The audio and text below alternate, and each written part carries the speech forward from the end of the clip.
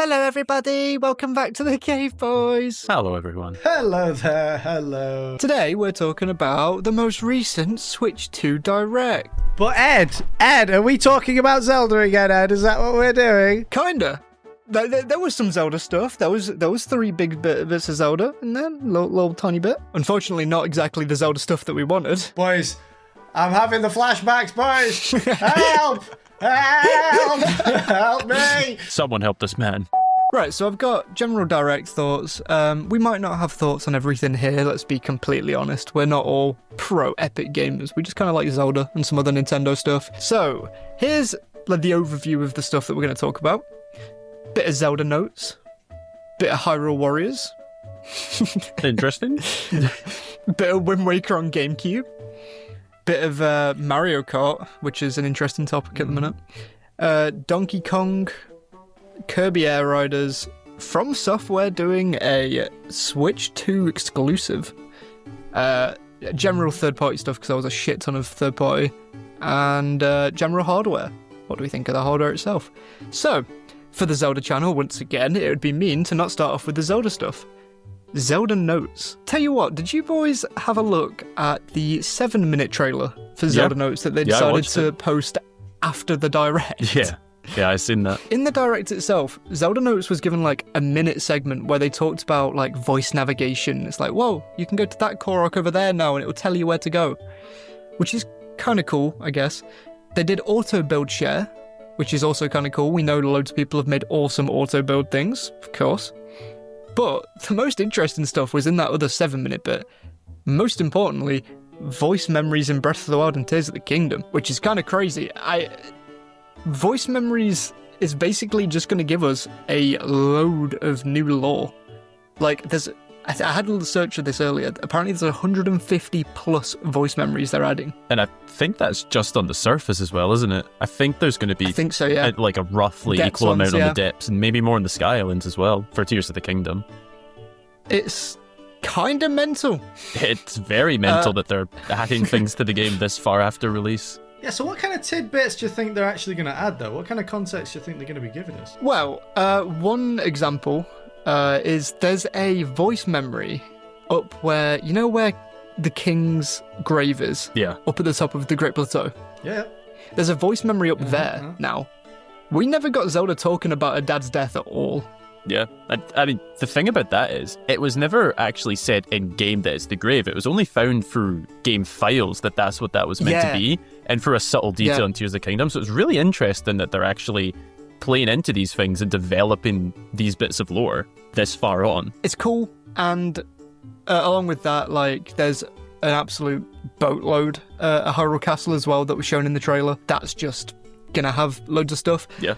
I think a few bits, especially in Hyrule Castle, will probably just be like excerpts out of Zelda's diary that was also in the castle. Just because, you know, nicer to hear it. It's like an audiobook, right?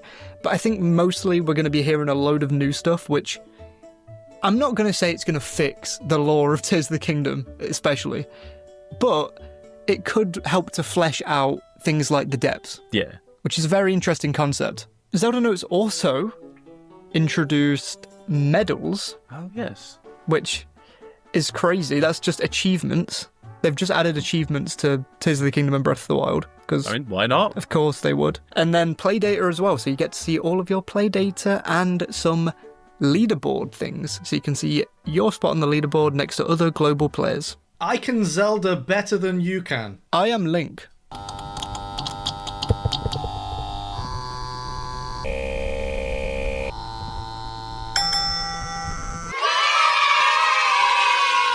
Zelda Notes is pretty cool. What are your guys' thoughts? I think it's a brilliant addition to the game. I think it's going to be really interesting. It also gives you a reason to replay the game. I think they're trying to reignite the interest in it, especially with the enhanced versions they're going to be releasing. So I think it's going to make for a fun reason to actually replay the game instead of just, oh, we'll collect the Koroks this time. Let's finally get that done. It actually adds a real reason for people to go and play it because they know Zelda fans love their lore. They love it and they hate it. They hate it at the best of times too. But adding anything drives Zelda fans crazy. And just a bunch of voice notes, that's going to keep us occupied for quite a while. And I'm sure there'll be lots of really cool videos going into them, compiling them, adding all the context. I think it's a really, really cool thing they've done there. I agree with Adam. I think that it definitely, not only does it add replayability to the game, but it incentivizes you to replay the game and to explore quite a lot as well. Yeah. Yeah. You know, because it sounds like they're going to be, like I say, adding quite a lot of these notes. So yeah, I mean, you could almost call it retconning slightly. Yeah, I think the other interesting point as well, actually, on Zelda Notes before we move on, is the fact that they didn't have to introduce voice memories at all. It's very interesting that they decided to do it. I mean, even in the direct trailer, it's not mentioned at all. Yeah. Like, there's no reason that they could have done it except they wanted to do it, which is interesting because the Zelda team, a lot of the accusations being thrown at them, and very true accusations, I might add, are the fact that the story's an afterthought, the lore is an afterthought. But going back and trying to do something with it, if that is what the voice memories end up being, after all, that is an interesting concept. Yeah, I mean, I love it. You never know. Maybe they're doing this to lead into whatever the next game is. I mean, that's highly speculative, but maybe. Gotcha. You never know. Right, moving on. Johnny's favourite thing. Oh, yes. Flashback to me talking in one of the past videos. I don't know. If there's another Hyrule Warriors, I don't know how I'm going to react. Oh, there is. There's definitely... I hate it that much. I single-handedly can confirm there will be another one. And then flashback slightly more recently when, we actually witnessed the announcement of the latest Hyrule Warriors. Oh my god, it's Hyrule Warriors! Johnny, look up! Oh my god, God, no! They've actually done it! Joined Oh, dearie me. the union led to a great and prosperous kingdom. Oh, mate, bye, Johnny. Wow, Hyrule Warriors, Age of Imprisonment. Who's excited? Yeah, me! Yeah, I couldn't have resonated with the title more. Just put me in prison. At least I get to stare at a concrete wall then, rather than play another Hyrule Warriors game. The news that's come out since the Direct, since we're recording this quite far after, is that it's supposed to be canonical, which is what they said about Age of Calamity. But then again, I thought that they said it was canonical for Age of Calamity. Apparently they didn't. They implied it through marketing. I was going to say, I don't think they actually said it was canonical anywhere. Yeah. They never said that Age of Calamity was canonical. They implied it was like the story of before Breath of the Wild and everything. 100 years before Breath of the Wild, this was the story. That was all they said.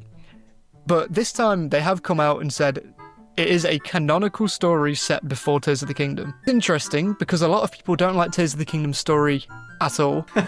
Yep.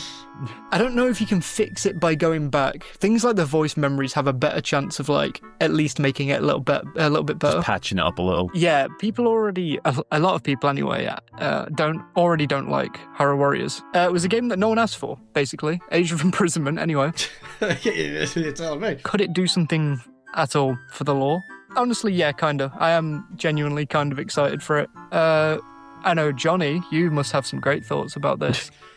Well, yeah, okay. So first of all, just because I think that Hyrule Warriors is made for people whose brains either don't exist or they misplaced it somewhere or forgot it, you know, when they're on a bus one time. Just because I think that the fans are dribbling, mindless, sub 60 IQ, inverted forehead Neanderthals. Even though I think all of these things, I am actually really quite excited. I'm happy that one branch of the Zelda fandom has something new to be excited about. Like I said, it's probably going to add some context to Tears of the Kingdom. Can they retcon the Tears of the Kingdom story into being good? Probably not. But for those who did enjoy it, like I say, it probably will flesh it out a little more, add a little bit of context, which, and like Adam mentioned earlier, the Zelda fan base loves nothing more than a bit of lore. It's more lore, it's something to play with. It's something to exercise a little bit of mental gymnastics when it comes to the Zelda, the overall Zelda canon. Although I think it's repugnant, I'm really happy that the Zelda fan base has more to go on. It's more Zelda. So even though I'm not happy, I'm happy for everyone else. Yeah, I think that's a pretty nice opinion from you there, Johnny. Honestly, I'm not a huge fan of the Warrior-style games, gameplay-wise, but I'm personally really excited for, like you guys are saying, the lore and the cutscenes.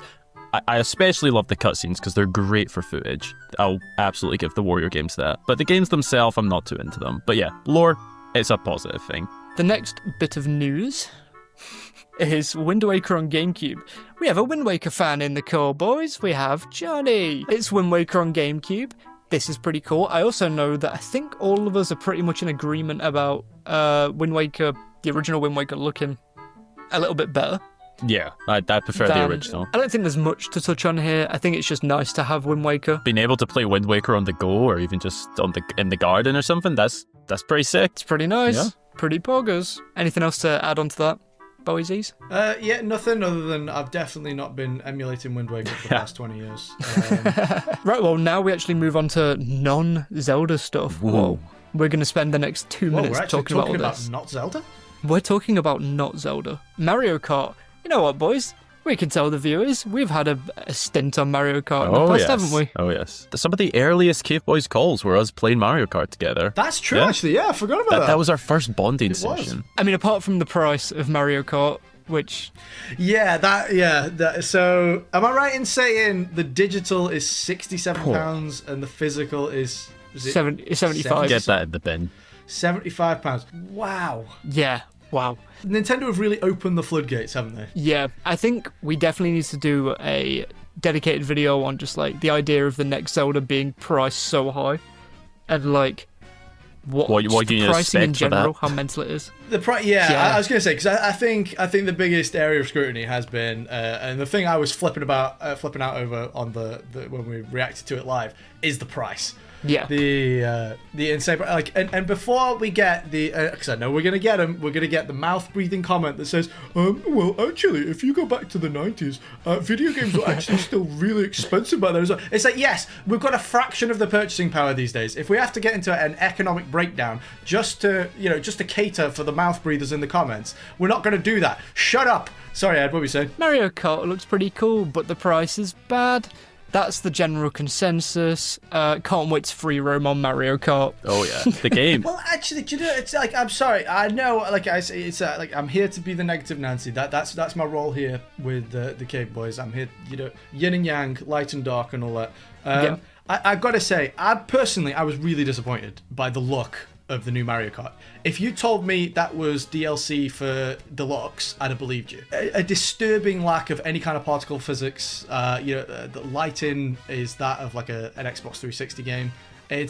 I've got to say, like, yeah, if you're gonna break ground with this new game price point, I would have expected something much more new than something that just looks like Deluxe 2.2. Some of the ideas in the game are new, but I didn't think that the game looked new. Am I unique in that? I mean, I think you're pretty unique in the opinion, but I think, to be fair, that might have been a lot of people's opinions before seeing the treehouse footage. I was going to say, when you watch the treehouse footage, I think it looks a bit better than it did in the direct. I think it looks a lot more crisp and there's a lot more going on. I should have mentioned that. In the actual gameplay. I should have mentioned that, to be fair. I've not seen the treehouse footage just yet. I am going off what I saw on the direct. Which is fair. I mean, that is a lot of what people are going to see. I mean, yeah, that's what they should. That's what Nintendo chose to show off. So I mean, that is what people are going to see. So Mario Kart, it's an interesting topic at the minute, of course, with the price point, with the general look of the game. Yeah, I'm buzzing for it, to be fair. I'm quite excited for it at the minute. I've actually pre-ordered my physical. £75. How's the mortgage you took out? Months. It was great. Next is Donkey Kong. I'm going to make a bold assumption, which I think a lot of people have been making on Twitter recently. The Donkey Kong game looks like it was made by the 3D Mario team. It looks like the Odyssey engine. That's what I said on the live stream as well. It absolutely does. It honestly kind of looks like an Odyssey expansion in some ways. Just like a Donkey Kong Odyssey expansion. That is exactly what it looks like. And you know what? I think it looks really good. Generally, I'm not the biggest Donkey Kong fan. I like the Country Returns games and the original Country games as well. Yeah, I like the older ones. I like the music more than I actually like the games, though. I'll be honest. Definitely. But this is kind of what I was talking about with Mario Kart, though. It's like, yeah, it looks nice because Mario Odyssey looked nice, but like Mario Odyssey came out like 2017. Oh yeah. Yeah. It's like, even from Nintendo, I did expect a little more. Like, Yeah. you know, like I said, if you're going to completely redefine your pricing, you've got to completely redefine your product as well. When you come back with something that is essentially Switch 1, like levels, it's, I don't know, like I say, I don't want to fall into the toxically positive take of just like it's Nintendo, therefore good. No, I want to be honest. Like this is going to, if I'm honest, boys, with what information I have now, this is going to be the first Nintendo console I probably won't buy at launch. Oh, okay. And I'll just wait for something like something really compelling to come out. Like if it, like, yes, like. Although you know, I might complain about the mindless Nintendo slop fans, like. If a new Zelda game, if a new mainline Zelda came, I would buy the console and I would play the game. Like, I would become the mindless consumer. In my opinion, what is Mario Kart Deluxe 2.2 and, you know, Mario Odyssey 2, that just, to me, I cannot go out and spend, what is it? And then the pricing on the console is, what was it, Ed? To be fair, I think it's $399.95 or something like that. And then it's, I think with the bundle with Mario Kart, it's $430. Yeah. So, and I said this to the boys in the chat the other day. Like, in my opinion, this is the least Nintendo have offered us at launch for the biggest price they've ever asked. So it's like for me, I was like, I've never been. I'm open to hearing more announcements from them. Hopefully, they've got a little more like ready in the second barrel. With what we've got now, I am completely like. I've taken the black pill. I'm really, I'm kind of down about the whole thing, if I'm honest, boys. That's fair enough. To be fair, I had a stint, you know, right after the Direct came out. Yeah. Where the pricing had come out. No, a stint is to say the least. I can show our DMs. Yeah, mate, I did have a good day where I was like, I proper took the black pill. I was receiving DMs from you still at 2 a.m, going on about the prices. I was from about 4 o'clock. 4 p.m, which for us is a couple hours after the Direct, till about, I think probably about 3 a.m. I was completely like, oh god, I hate this. The head was gone. I hate this, the head's gone. But I did do a bit of soul searching. Decided to cut takeaways out of my diet, which is actually true. That's always good.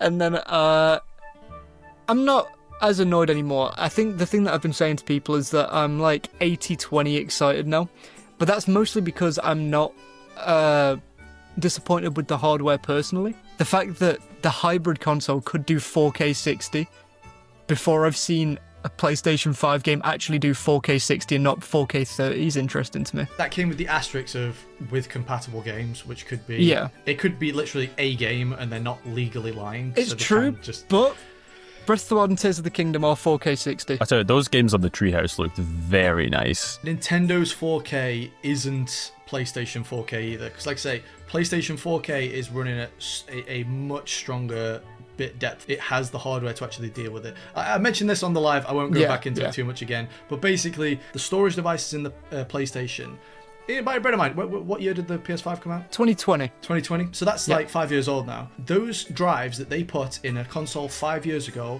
are roughly 30 to 35 times faster and more capable than the drives they're currently putting in the brand new Switch 2 that isn't even out yet. It's like, yes, I know that Nintendo has always been behind on hardware because they've not tried to keep up with the hardware war. They've just tried to produce good games. I appreciate that, but it is actually getting to breaking point now, in my opinion, where it's like, no, actually now you really do need to start upgrading certain parts like that, because like I say, because they're starting to promise 4K, but because they're using micro SDs and not NVMEs, that, like I say, they're not promising you the same product. That's the exact same as saying like, oh, a GoPro does 4K, and that's the exact same as like a Canon R5C, which, you know, the GoPro's a couple of £100 and the Canon R5C is a couple of £1,000. But the thing is, they're not the same product. It's not the same kind of 4K. So although what they're offering you has the same name, it's not the same product, and a lot of people are starting to conflate that. I'm sorry, this is just my opinion. They are like, they're getting to a point now where they're just straight up ripping you off. I don't know.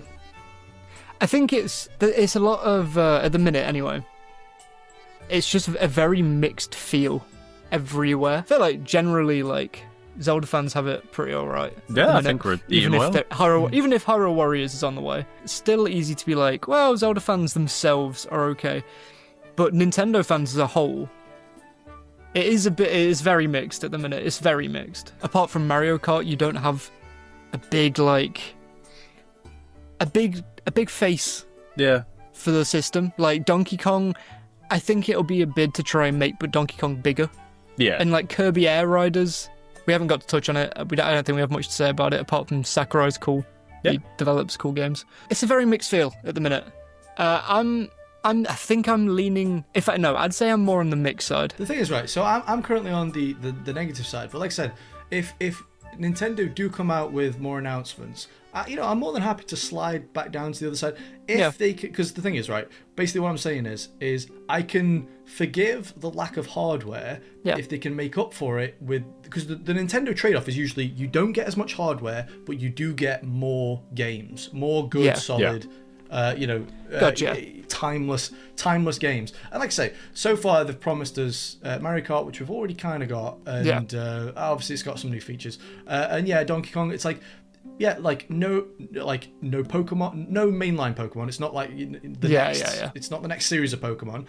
No Animal Crossing, no Zelda, no Mario. It's like they've come out and said, give us everything and we'll give you not much. It's like the proposition at the moment for me, like I say, I feel negative. But if they can, like I say, if they can bring more to the table sooner, sure, I'm willing to sort of change my position.